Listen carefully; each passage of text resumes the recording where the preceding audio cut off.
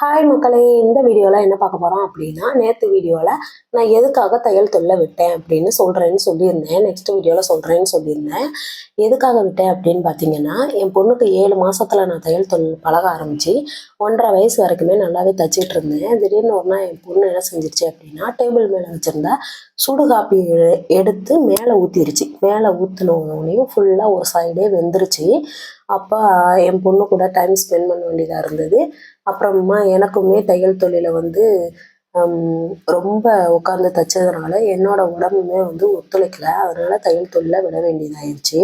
அதுக்கப்புறம் என் பொண்ணோட 1.5 வயசுலேருந்து இப்போ என் பொண்ணுக்கு வந்து 8 வயசு ஆகுது. இந்த 8 வயசு வரைக்கும் நம்ம என்னென்னலாம் பண்ணணும் அப்படிங்கிறத வந்து நெக்ஸ்ட் வீடியோவில் உங்களுக்கு சொல்கிறேன். நம்ம வீடியோ பிடிச்சிருந்தா நம்ம சேனலை சப்ஸ்கிரைப் பண்ணிக்கோங்க.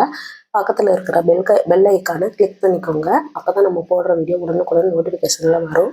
இன்னொரு வீடியோவில் சந்திப்போம். பாய்.